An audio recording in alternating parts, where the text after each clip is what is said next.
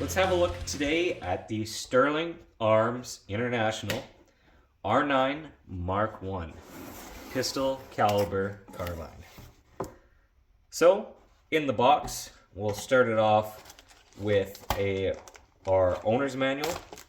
This is actually a really nice feature that I think is really awesome that they did. For a lot of reasons. Obviously it has your proper safety and operation instructions. However, the nice part is they give you exploded photos and parts lists. So if you're the sort of person that tends to compete with this, get a lot of rounds through it, and eventually just have to replace wear parts, extractors, etc. It's really easy for you to just reference the manual, tell them the part number you need, and you're good to go. And also the diagram to assist you in any basic disassembly and function checking. So that's actually really nice. On the 8.5 11 too, it's nice. You can put that in a binder somewhere, not get lost. So that's pretty cool. I like that. Obviously, get some stickers. Everybody loves stickers. And always good is a little tube of grease. This is Breakthrough. So that's cool. Another really awesome feature is they give you a trigger lock. This is cool because it's a nice combination trigger lock. And also the cool thing, once I get it out of the box,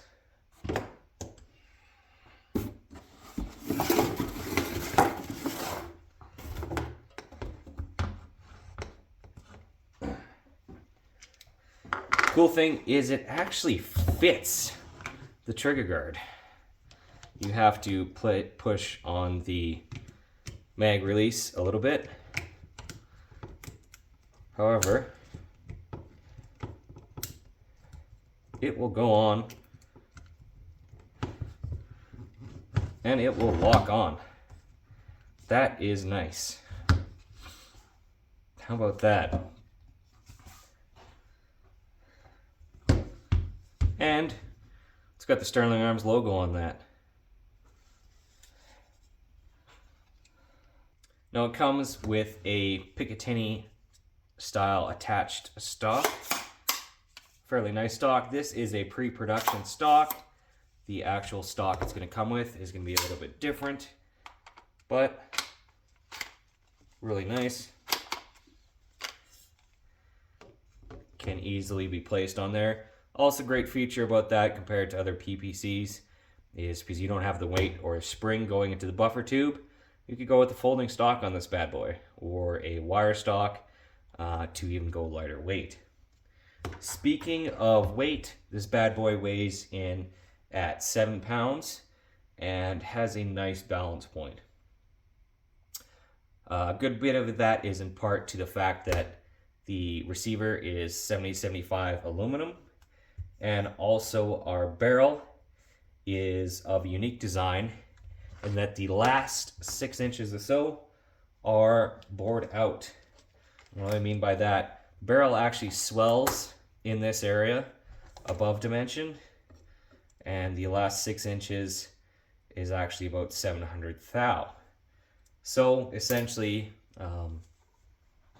you only have about a 12-inch or so barrel, which is actually beneficial because, again, with the pistol round, you're only really optimized to burn that powder in the first 8 to 10 inches. After that, you're actually slowing the bullet down, the barrel is whipping more, and you're increasing drag. So this, I would actually expect to see some good velocities and better accuracy out of inherently for that reason. The handguard is a nice oval shaped handguard. It has a nice tumbled and coated feel. Obviously you have M-lock all around, and I am digging that feel. It's held in place with a torque screw on the top of the receiver, and then one on the bottom. Nice torque screws. Go to the side, left side of the firearm. We have our cocking handle. It is a small kind of tab style. It is actually nicer than I thought. Initially I thought something that small might be a little bit hard on the hands, but it's quite nice actually. Don't mind it at all. We have our safety, ambidextrous. In this case, it is currently on the left side. We have our bolt release on this side, obviously trigger, and we have our mag release. It is of a paddle and button style, so we can use the tip of our trigger finger to release the mag, or we can use the button on the side to release the mag as well.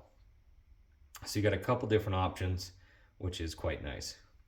Comes with a dust cover, opens up when you pull the charging handle back, and it's quite nice detent. I like it.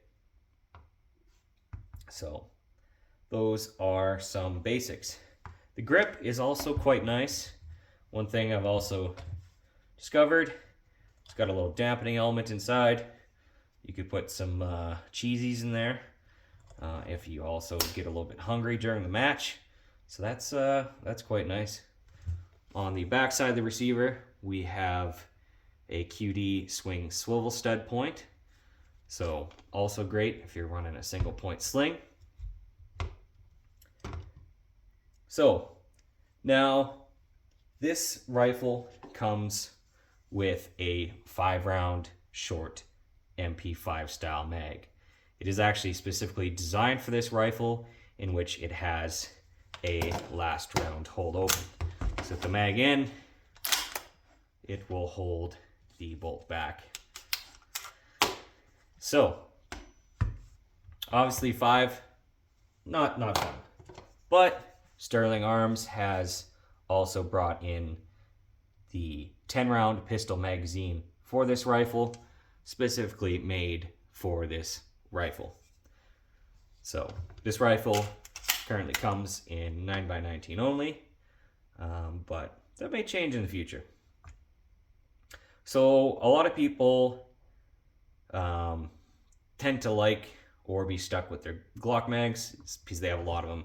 However, I think for PPC type competitive sports, I think these MP5 mags are actually quite smart.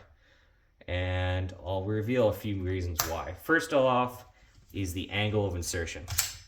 You can basically come straight in with the angle of insertion, whereas a Glock mag, you gotta come in an angle. Also, just inherently, with their shape, they're a nice grip. But also with the height of the mag well. I will grab another rifle, another PPC that takes Glock mags to illustrate this point.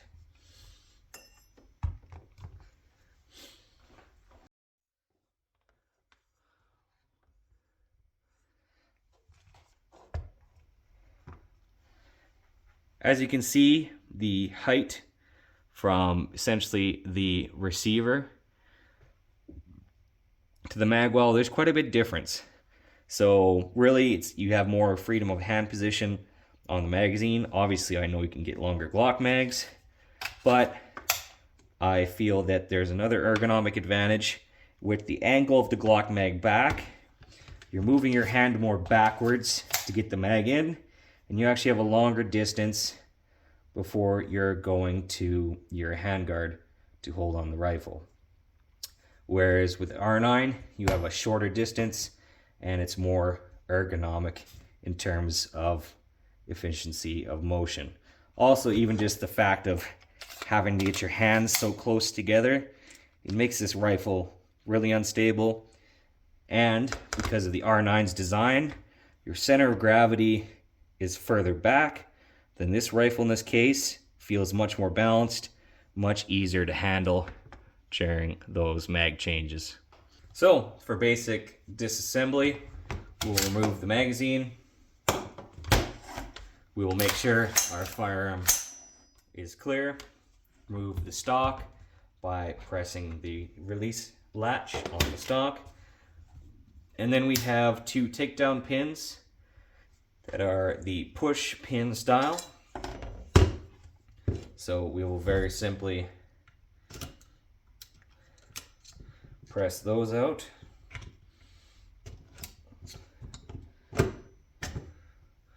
And our lower comes off. So we can see that is a very thin profile, and you can tell it's 75 because that is light. So I'm digging that.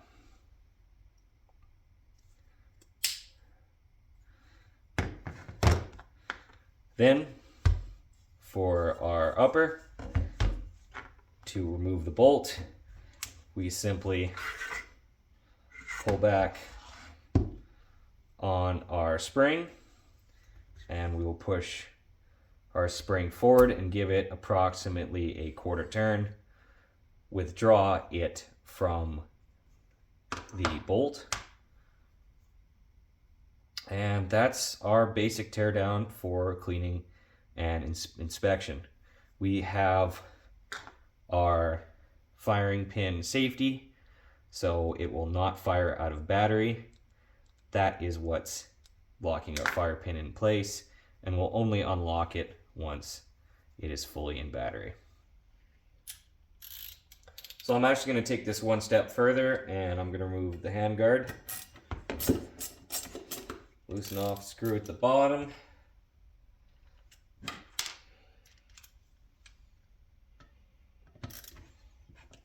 And then we'll take off screw at the top.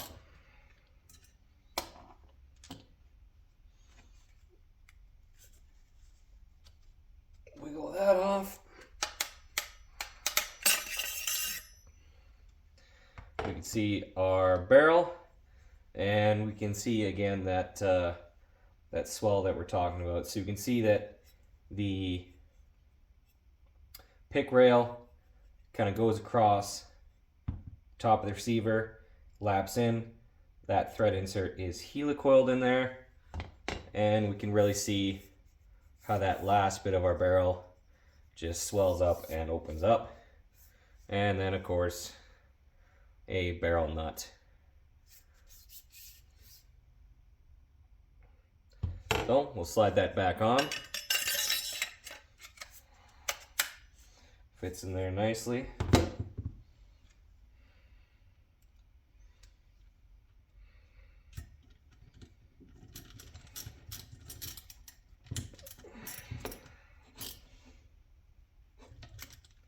Snug. I'll Loctite those later for assurance purposes.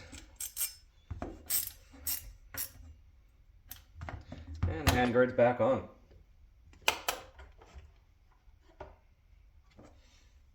Slide our bolt back in.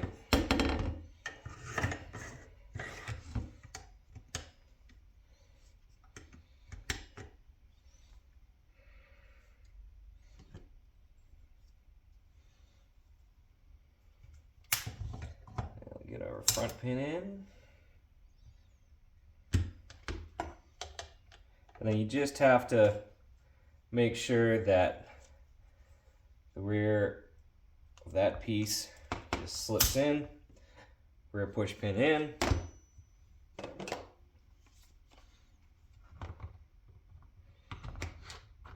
And stock back on. And it's ready to go again. Quick and simple. Now I'll check magazine function. Obviously, nice straight up and in. Again, to release, we have our side lever, or we have our push button. Now the magazines will drop free. I have a partially loaded mag here. As you can see, it'll drop 3. Empty 5-round mag also will drop 3. Again, if you have the rifle at, let's say, a 45 and push the release, obviously it takes a little bit more to get out, but again, that is simple physics. It will drop when the rifle is pointed down quite well.